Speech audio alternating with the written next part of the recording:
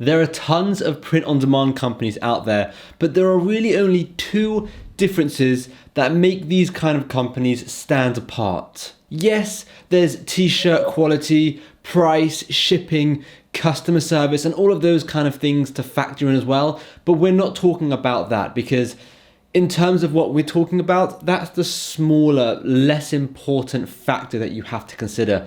What we're talking about today is one of the most important factors that will completely change your mentality on how you approach this print-on-demand business. This video is inspired by many comments that I've been getting on random videos asking for this type of thing. So before I get into it, don't forget to smash that like button if you're liking this video, or if you're new to this channel, please don't forget to hit that subscribe button, and let's get right into it. When picking a print-on-demand company to upload your products to, you may be thinking Redbubble, Amazon, Teespring, Etsy, Printful with Etsy, whichever it is. In fact, you might upload to all of them, but there's really only one fundamental difference between these print-on-demand companies. Those that drive organic traffic and those that don't drive organic traffic. It's as simple as that.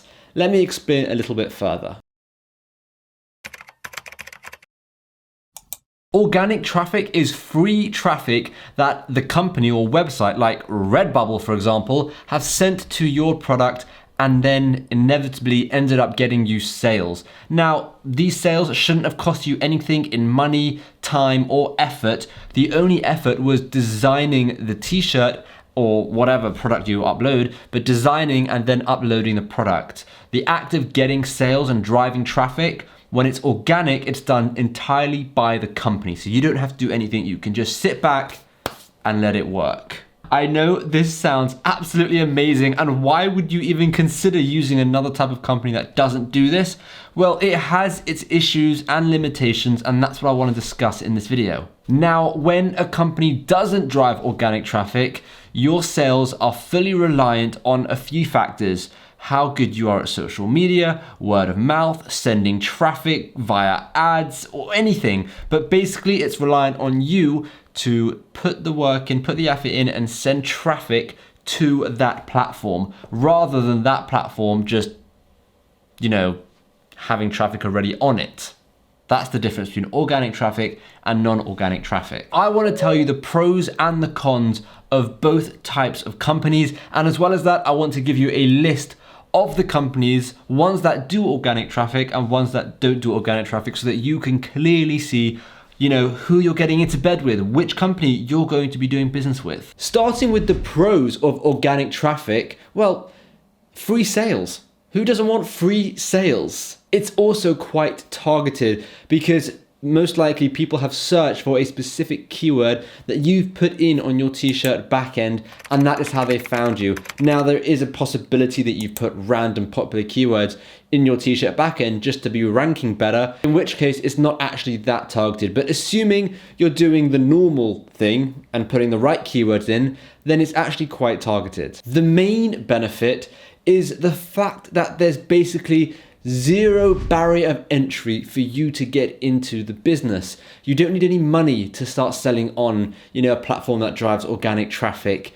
It's just like that. You don't really need any marketing knowledge. And in fact, I would argue you don't need that much design knowledge nowadays, because it's very possible literally just to sell a t-shirt with some writing on it. It happens, people do it the whole time. So the barrier of entry is very low. Now let's discuss the cons. Well, the first and major con of doing it this way is the competition. You'll be entering your design into a sea of pretty much identical designs, and it's going to be really hard, if not just a gamble, as to whether or not a customer picks your design over someone else's. So standing out is almost impossible, and I guess being on the first page is really good. I mean, that will get you a lot of sales, obviously, because people will see you first, but at the end of the day, getting sales on a platform that has a marketplace is like rolling the dice, because literally on a marketplace like Redbubble or any of them really, you see the same design over and over and over again, and it's just depending on where the mouse for the customer ends up and clicks. that's the one they're going to end up with. You also have other factors like how much each person is charging, but with a lot of companies, you'll see the prices of the t-shirts are pretty much the same with all of the sellers. So I wouldn't even factor that in so much. And lastly, ranking is really, really hard. You can put up hundreds, if not thousands of designs on Redbubble and never rank for any of them. Now, this isn't the best example of a con, just because no business is easy, okay? Everything is going to be hard, whether or not it's print on demand, Amazon, affiliate marketing, YouTube, organic search, not organic search, it's always going to be really hard. So I wouldn't even properly include this one. Now, the pros for sending your own traffic rather than relying on organic traffic. Well, the first one is you are sending targeted traffic directly to your product page or directly to your shop.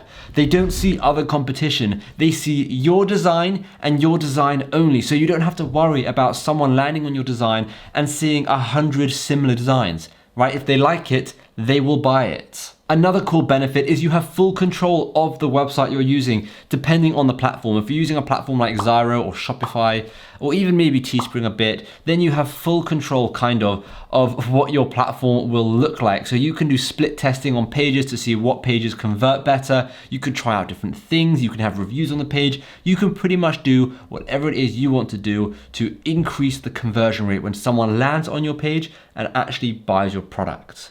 Another huge benefit, and I would say this is probably the biggest benefit of them all, is simultaneously, whilst trying to get sales for your print on demand business, you'll also be building a big audience, an audience of passionate fans in a specific targeted niche. And once you have that audience, you're not limited to just selling print on demand stuff. You can sell so many different things. There's so many affiliate programs, products on Amazon that you can be an affiliate for. There is so many different things that you can sell to that audience. Print on demand is just the tip of the iceberg when it comes to, making money from an audience.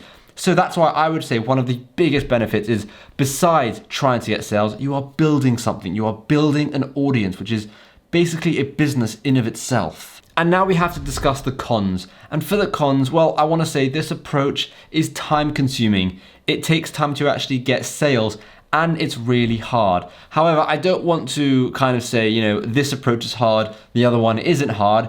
I don't think I've ever come across a genuinely easy way to make money on the internet. It's always going to be hard. So take it with a pinch of salt, that this is also hard. Yes, it might be harder than some other things, but everything is quite hard. Everything is hard to make money when it comes to, making money on the internet. And a con that leads on to this one is it can take a long time. It can take a lot longer than the organic approach, just because you've got to build the audience and then send that audience to, your product pages. But you've got to make sure that audience is nurtured and cared for and likes what you're sending them so that they trust you enough to buy your products. And that leads perfectly on to the next one, where this approach is a lot more time consuming for you, okay? There's a lot more work. There's a lot more work when it comes to this approach of building an audience as well as the print on demand aspect, because think of it like this, you're kind of building two businesses at the same time. You've got the print on demand one and you've got building the audience that you're sending to the print on demand one,